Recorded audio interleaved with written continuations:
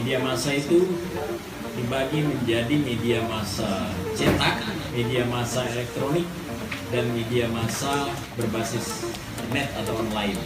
Kita akan lebih fokus membicarakan tentang berita. Lebih fokus lagi dari berita adalah strike news. Kalau dianalisa, diendapkan menjadi 1 bulan kemudian baru ditulis dan dilakukan pendalaman pada berita, itu yang disebut dengan in-depth atau investigasi reporting.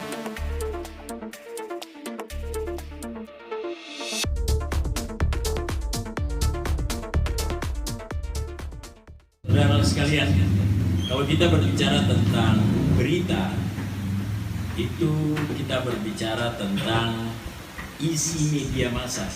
Media massa itu dibagi menjadi media massa cetak, media massa elektronik, dan media massa berbasis internet atau online. Media massa cetak kita bisa lihat surat kabar, majalah, tabloid, banyaklah, diantaranya buku, pamflet, leaflet, booklet, kecuali oplet. Oplet bukan ya? Tahu oplet nggak? Oplet. Zaman Anda nggak ada oplet lagi. Zaman saya masih ada oplet. Kemudian media massa elektronik. Media massa elektronik itu ada televisi, radio, film. Televisi, radio, film. Itu elektronika. Setelah tahun 90, dunia media berubah dengan kemunculan internet. Ya, tahun 90. Tahun 90, sebelum tahun 90 ada yang namanya ARPANET. ARPANET itu adalah sebuah teknologi terbaru yang dibuat oleh Departemen Pertahanan Amerika untuk tujuan pengiriman pesan rahasia. Dalam perjalanan ARPANET ditemukanlah salah satu jaringan pencari. Orang elektronik itu sangat mengetahui itu, orang-orang kajian IT sangat mengetahui itu yang disebut dengan WWW. WWW itulah yang mengantar pencari ke tujuan alamat. Ya, www apa kabar kampus.com, www.detik.com. Dia mengantar ya, dia membawa Anda ke sana. Ketika itu internet ditemukan, orang mulai berpikir penyampaian informasi berlangsung berubah dari metode awal 400 tahun sebelum Masehi di lembah Mesopotamia dan China menemukan gerabah, batu, kulit kayu, kemudian kertas. Lahir mesin cetak oleh Gutenberg di Jerman, maka kita membaca tulisan seperti yang kita lihat sekarang. Orang mengatakan peralihan dari cetak ketika internet, ketika elektronik muncul, ketika radio muncul, ketika televisi muncul, dan ketika film muncul. Semua itu media dan berisi berita. Setelah itu muncullah yang saya sebut dengan internet tadi. Saudara sekalian, kita akan lebih fokus membicarakan tentang berita. Lebih fokus lagi dari berita adalah strike news. Berita langsung. Ada yang mengatakan hard news, berita yang keras, cepat. Ya. Apa bedanya dia dengan soft news? Apa bedanya dia dengan feature story? Perbedaannya, kalau feature story atau soft news, feature story bisa dituliskan 1 tahun, 2 tahun, 3 tahun, 4 tahun, 10 tahun, 20 tahun, 30, bahkan 100 tahun kemudian orang baru menuliskannya. Dia tidak pernah basi. Feature story itu tidak pernah basi. Cerita tentang apa? Cerita tentang Fir'aun di Mesir. Tidak pernah basi. Padahal disajikan pada media massa. Misalnya ya, contoh. Cerita tentang Presiden Soekarno. Apakah basi? Tidak. Kayaknya enggak. Cerita tentang G30 SPKI, apakah basi?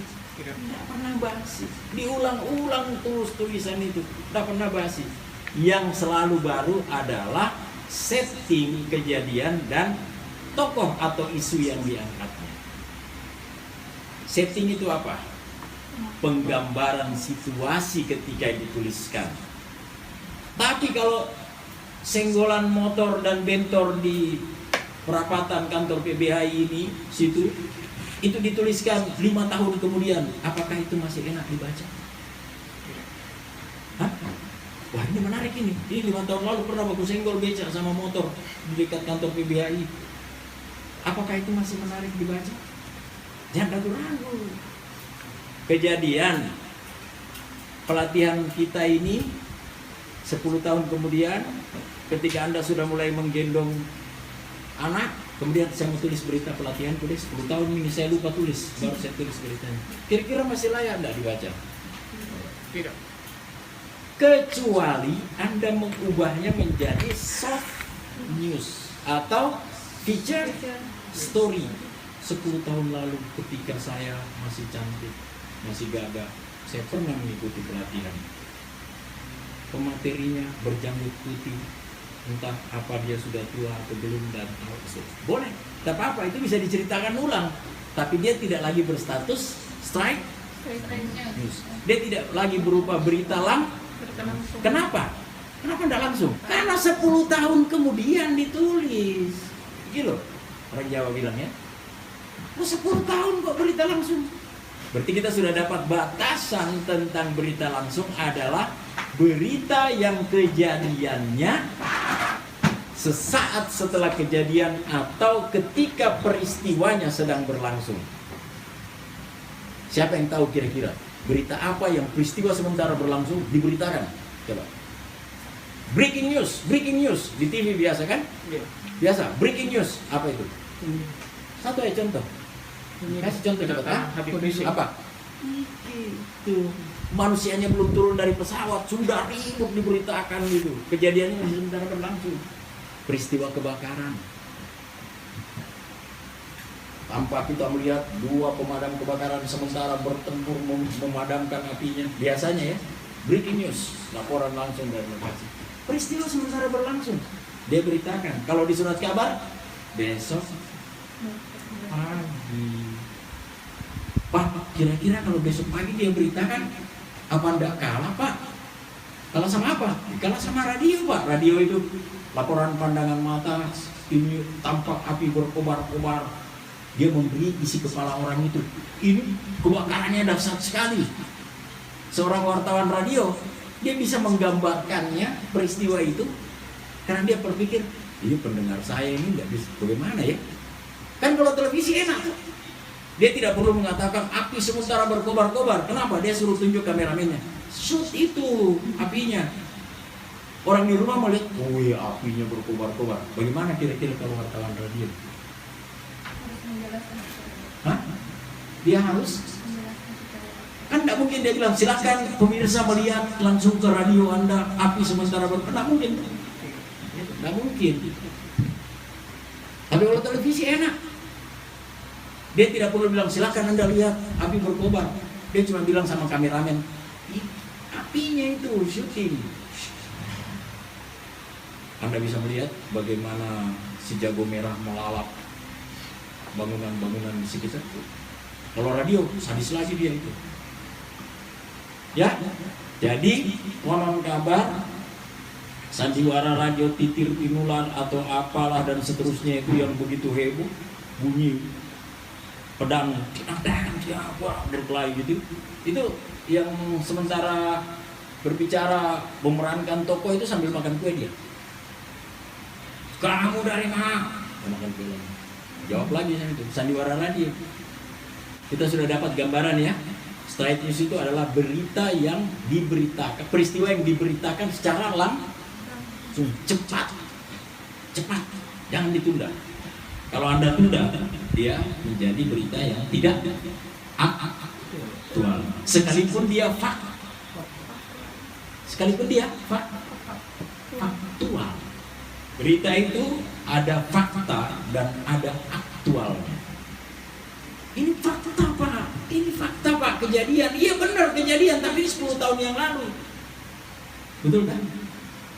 Ini fakta Pak, betul, tapi ini 10 tahun yang lalu.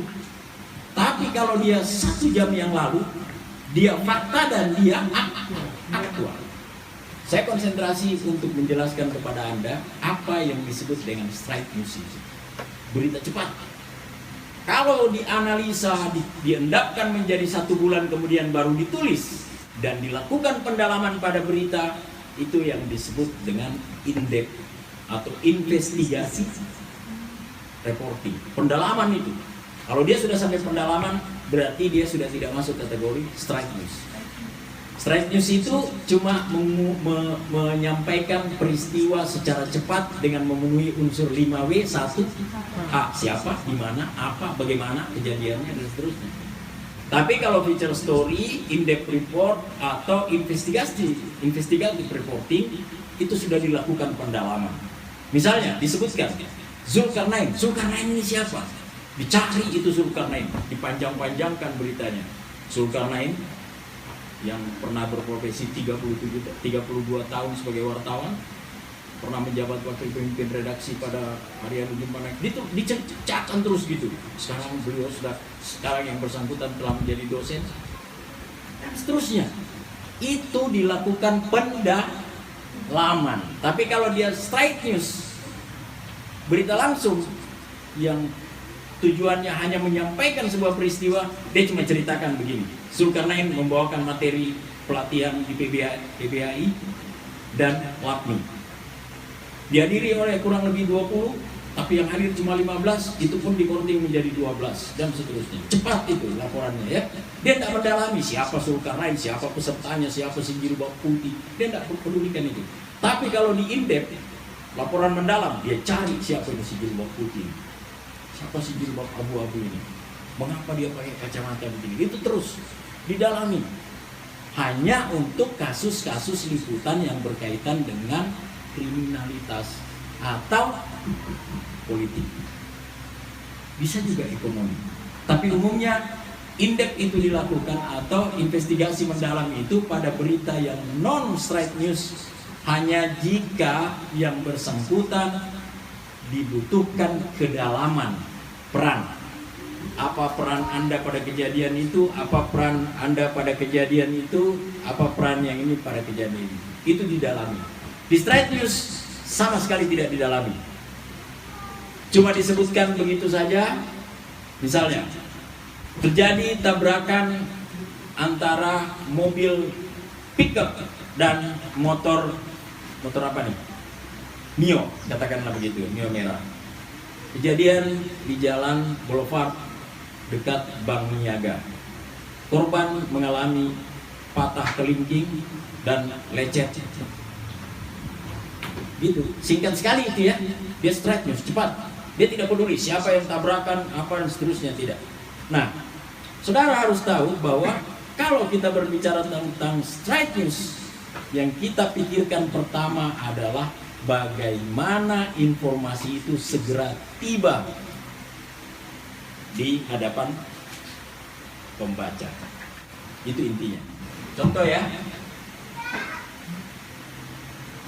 peristiwa katakanlah peristiwa, ya kita anggap ini sebuah peristiwanya namanya pelatihan. Di pelatihan jurnalistik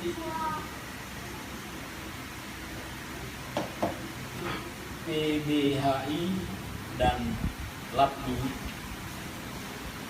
misalnya ya, pertanyaan pertama,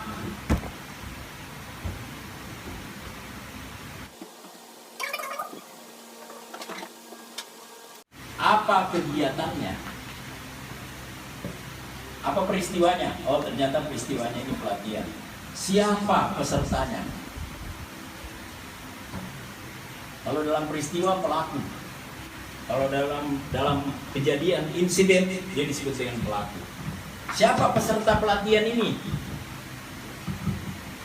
Biasa ikut di dalamnya berapa? Kemudian bagaimana pelaksanaannya itu? Pelaksanaannya itu melalui proses diskusi, pemberian materi, penugasan, penulisan tugas dan seterusnya. Kemudian ada pertanyaan yang itu di belakangnya lagi. Di mana pelaksanaannya? Di mana pelaksanaannya ini? Kantor PBHI. Kantor PBHI, bla bla bla bla, Panaku Kampas, Makassar. Ya. Siapa pelaku ini sudah termasuk pemateri peserta.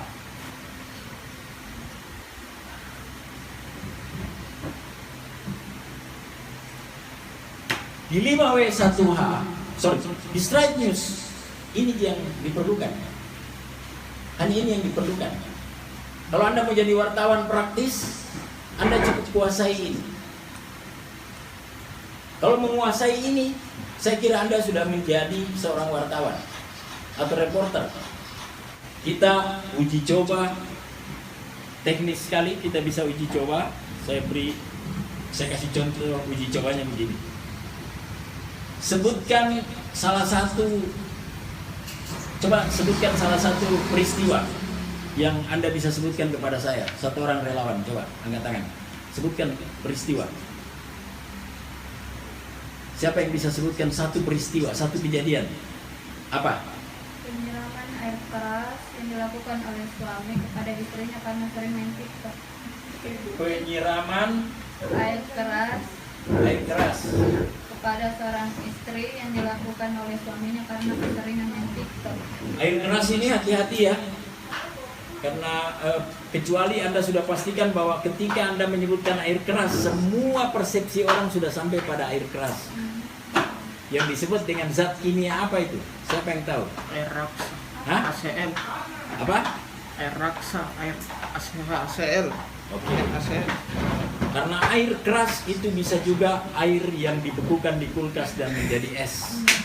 Itu kalau disiramkan ke muka Anda, kalau dengan ukuran 2 kilo bisa pecah juga jidat itu ya. Oke, kita kesimpulannya menyebutkan air keras kita paham ya. Kalau ini judulnya, ya, ini judulnya ya, penyiraman air keras ya.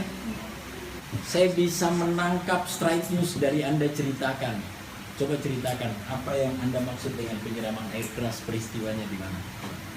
Daerah Jawa. Di Jawa. Iya, dilakukan oleh seorang suami karena merasa kesal, tidak diperhatikan oleh istrinya, jarang Iya. diurusi karena lebih sering menatap layar HP dengan selalu melakukan kegiatan bermain TikTok.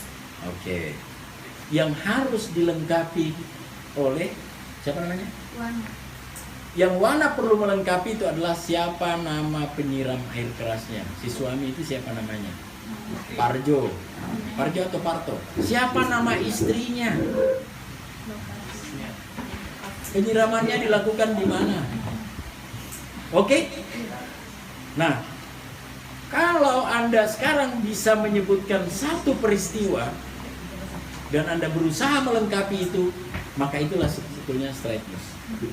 Potong kertas, mana kertas yang dipotong tadi? Bagi duanya. Karena ada bagi duanya ini kan, saya minta dipotong bagi dua kan. Mana? Sebelahnya. Tuliskan salah satu, terserah ya, Anda mau berhayal tentang sebuah peristiwa itu, tapi saya mau Anda uji coba sekarang ini untuk kemudian menemukan bahwa itu sudah bisa menjadi Straight News. Sekarang Anda harus lakukan itu. Tuliskan. Jadi ya tidak akan pernah sama ya, karena masing-masing orang isi kepalanya berbeda-beda. Kalau ini tadi Wana soal penyiraman air keras, kalau Anda bisa penyiraman air susu, bisa penyiraman kopi, gitu ya. Yang saya mau tahu siapa pelakunya, di mana tempatnya, kapan kejadiannya, bagaimana peristiwanya. Coba kita tes ya. Jangan ada diskusi. Anda punya waktu sempit, tidak ada diskusi.